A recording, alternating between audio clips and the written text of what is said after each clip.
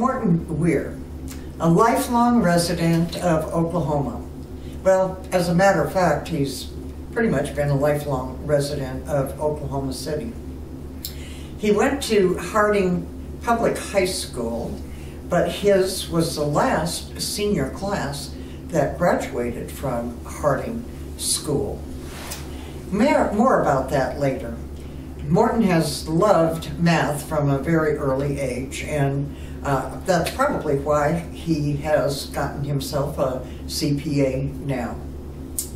And he's always had a love for animals and had pets around the house.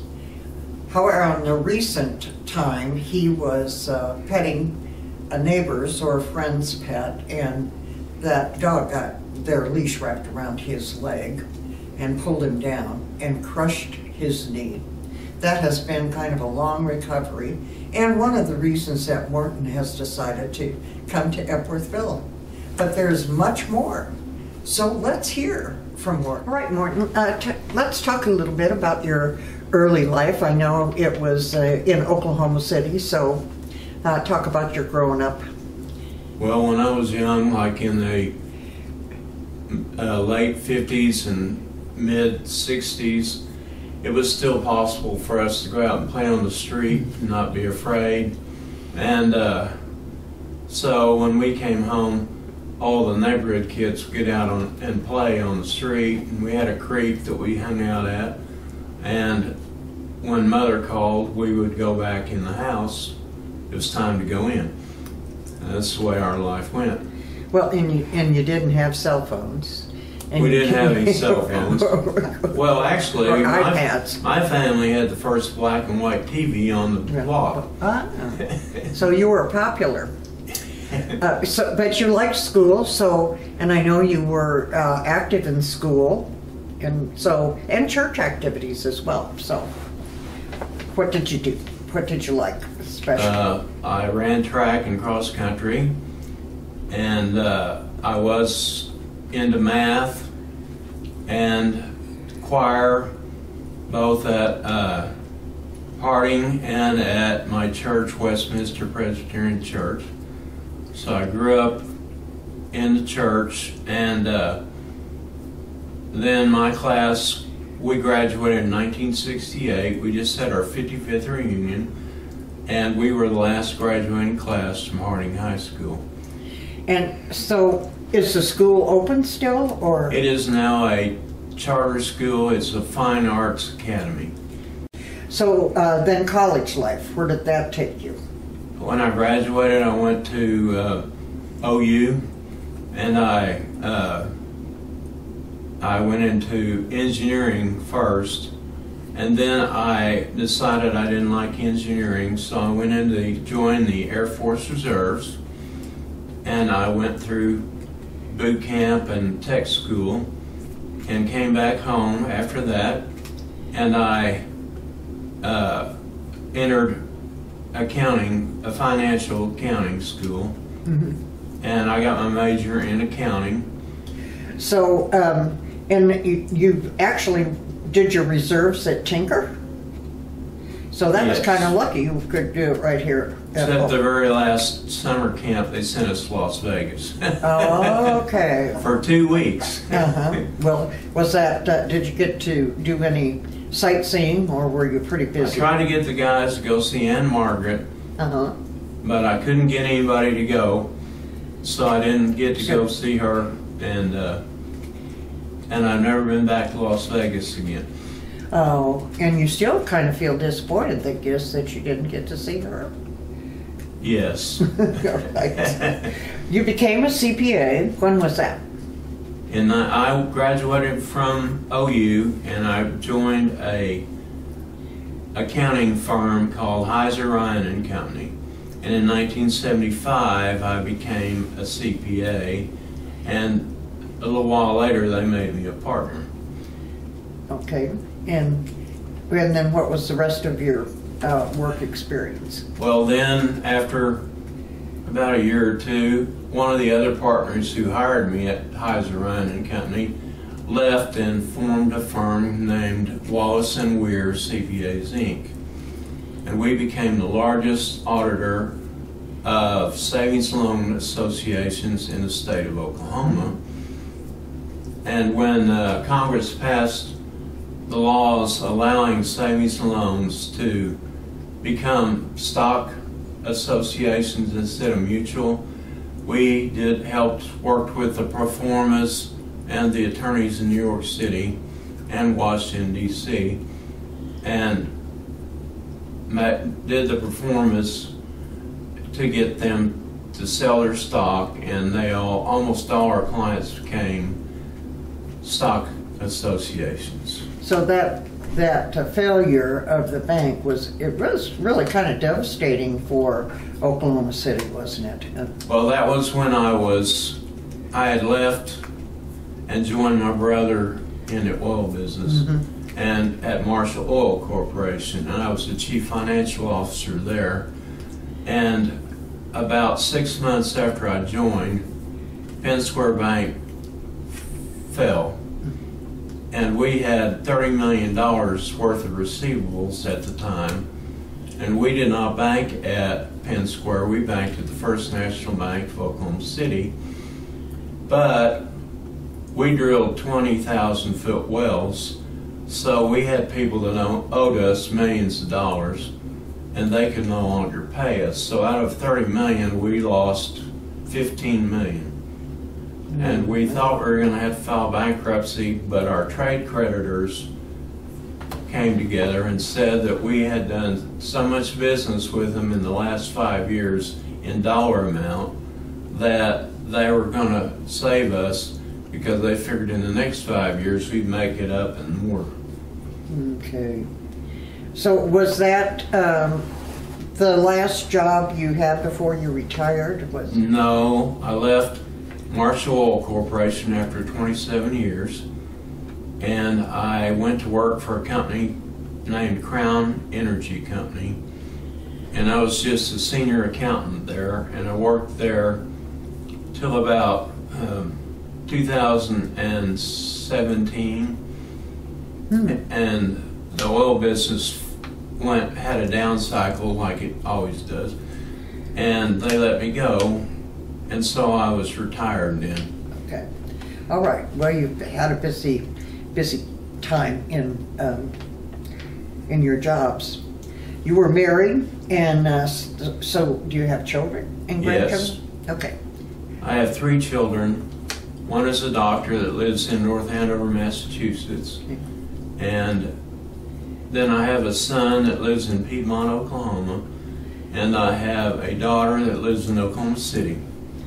And I have 7 grandchildren.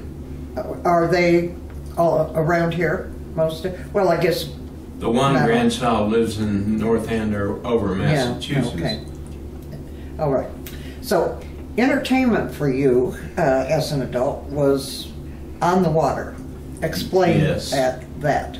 I spent 35 years on the weekends at Lake Texoma, and I had 2 houses during that time, and I had 5 different boats. And the most popular boat I had was a 39-foot houseboat, and I had it for 18 years. And on the weekends, my wife and I would sleep on the boat, sometimes out on the lake and sometimes in the dock. And when we anchored on the beach, everybody would bring their steaks and pork chops and chicken, and I would cook it on top of my houseboat on a grill. How many people could you have on the boat? Yeah. Probably 10. 10. Okay. Yeah. So did you have any guests that spent the weekend on the boat? Or? Yes. Okay. So 18 years, that was kind of a long time. So did you enjoy the rocking? Oh, the rocking of the boat, when you sleep on the boat, is incredible. It's just a great experience. You can hear the lapping of the waves on the bottom of the boat, and it puts you to sleep like that. Yeah. So you loved animals. So how many animals did you have? I have no idea how many animals I've had. I had animals since I was 5 years old. Did you have a favorite? Well, my last animals were 4 animals, 2 dogs and 2 cats. And my favorite was probably my Labrador Ruby. All of them were rescued, and one of them actually rescued me.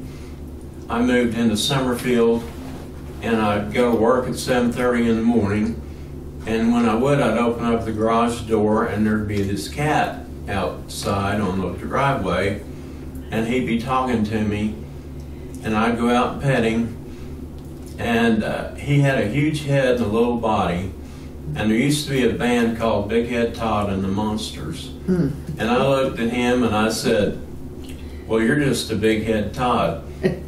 And after about 3 months, I said, well, I guess it's time for you to come in and meet the 2 dogs and the cat. So he came in and they got to know each other, and that was the last animals I had. So that cat was not just, I mean, sometimes they would be kind of wild or He really wasn't a feral cat. Yeah. He seemed to get along with everybody, and I fed him, and he got a bigger body, and his head didn't look that big anymore, but he's a big cat. He was like 22 pounds. That's pretty big. And I miss him really bad. Well, and what was the other, Rudy and what was Ruby and Wally. Wally was a Cocker Spaniel, and he was named Wally because they rescued him from a Walmart parking lot. So they called him Wally, and I thought that was perfect for him, and so I left him with that name. Then I had a little cat that's still alive that's about 7 pounds, and I got it from PetSmart, and they called her Pop-Tart, and I didn't like Pop-Tarts, so I named her Little Bit because she was little. So who has her now? My neighbor across the street from my house that I sold has her, and then Todd went to my niece, and Todd couldn't get along with her dogs, so she's living with a family, and he sleeps on the little girl's bed with her every night. Oh, well, that's cute. Well, recently you had a 55th anniversary of the last graduating class of Harding. So, and I know you had responsibility for that. I have been the treasurer of the reunions since the 20th, and this was the 55th. So, and you invited more than we always invite the junior class because they did not get to graduate from Harding. And there was about 150 classmates in the senior class and about the same number in the junior class. Okay. And at this reunion recently, we had about 120 people. Oh. And it was a one-day event? There were 2 days, golf tournament. We went to Johnny's for burgers one day for lunch. And that was because that's where you hung out when you were went, going to school? Yeah, we always went to Johnny's. And then we had the main event at Will Rogers Theater. Okay. And who was the farthest traveler? The farthest traveler, and he was from Honolulu, is from Honolulu, Hawaii. He owns Murphy's Bar and Grill and has forever. And he contacted me and wanted to know how many ladies were coming to the reunion. And he brought fresh fillets from Hawaii for all the ladies. Well, that was nice. Yeah, it was pretty cool. And that wasn't the first reunion he had come to. No. He's come to probably most of them. The last one he also brought ladies. So will your next one be the 60th, do you think, or do you have more frequent? Okay, that's good. Well, you did talk a little bit about your the disaster, I guess, you had with the dog, that experience of the dog pulling you down. And Well, Ruby had died of cancer about 5 years before this happened. And there was this girl that had this little black lab, and I went over to pet the lab and play with it a little bit, and the lab got so excited that it got its leash wrapped around my right leg and pulled me down on my kneecap, and I crushed my kneecap. So did they have to, did you have surgery? Yes, well, yes. But they don't replace kneecaps, they only replace knees. So they took all the pieces of my broken kneecap and they got like a mesh steel bag and they put all those pieces in there and they put it on my knee and they stapled me up with 18 staples. And how long has this recovery been? It happened on September 29th last year. And I went through surgery and I was in the hospital probably 3 weeks. And then they sent me to a rehab center for 21 days. And then I went home.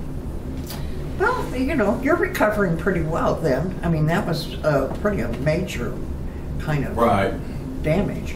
So what brought you to Epworth? My son came from Massachusetts. He's a doctor. And he looked into retirement centers. And he decided that it was time for me to sell my house and move into a retirement center. And the two of us decided on Epworth. And we're really glad that's why I'm here. Yeah, we're really glad you're here. And you're getting acquainted. And, yes. Yeah. So, you have anything on your bucket list? My only thing on my bucket list at this point in my life, because I've done many, many things, is to be able to get rid of my walker and walk without it again. And that's just going to take a lot of practice, right? Right. Just practice, doing a lot of walking. Started doing a lot of walking. Well, and living at Epworth, there's a possibility to do a lot of walking because we have a lot of hallways and Yes. a lake out front that you could. Well, once I get feeling pretty good about walking around inside, I'm going to go out and walk around the lake. Well, again, very glad that you're here, Morton, and we just glad to have you a part of our Epworth family, and thank you so much for coming and telling your story. Well, I'm glad to be here, and I appreciate the chance to tell my story. Okay. Very good.